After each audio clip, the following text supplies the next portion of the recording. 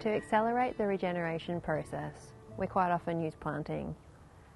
If you've got a bushland site that's been heavily modified, so say for example you've had weeds that have been there for many years and you've just taken them all out, that's a perfect example of a site that you should be using planting in.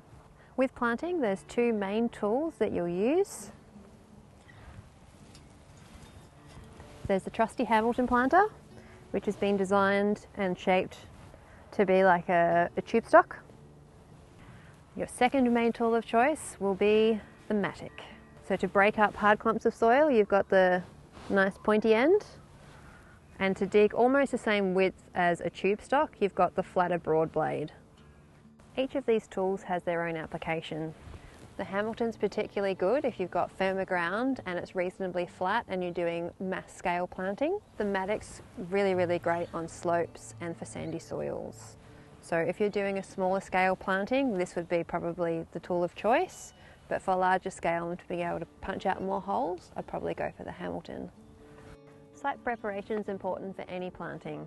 What you want to make sure is that it's free of weeds and free of debris before you utilise any tools in the space.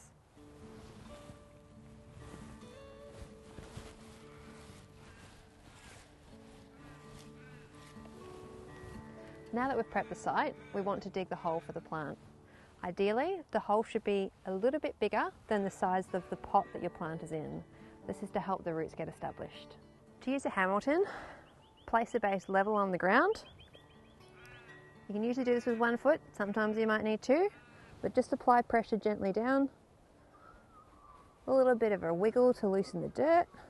Once it's sufficiently deep, lift it up and the dirt's been kept in there.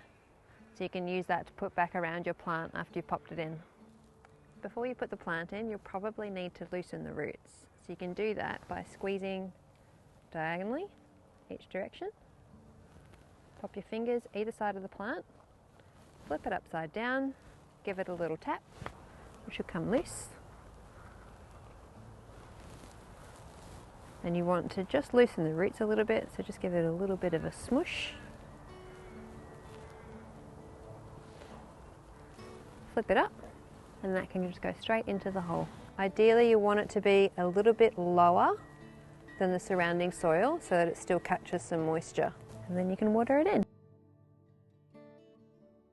If you have rabbits, wallabies or kangaroos in your bushland, you might need to use a plant guard to protect these while they get established. We happen to know that there are rabbits here, so we're going to pop a guard on this one.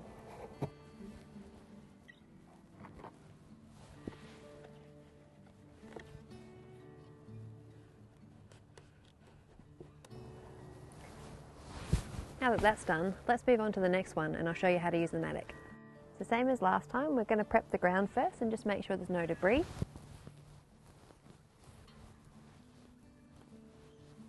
Just going to use the flat end of the blade and we're going to dig a hole that's a little bit bigger than this pot. So you can pop it on the ground for reference first to visualise it.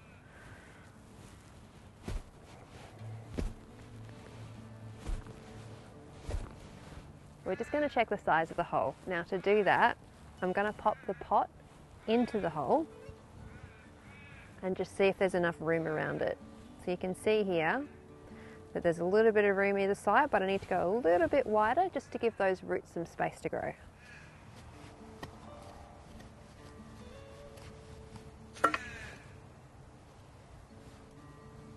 So to loosen the roots before we pop it in, we're just going to do opposite direction squishing of the pot. So squish one way, squish the other way. This one looks nice and loose.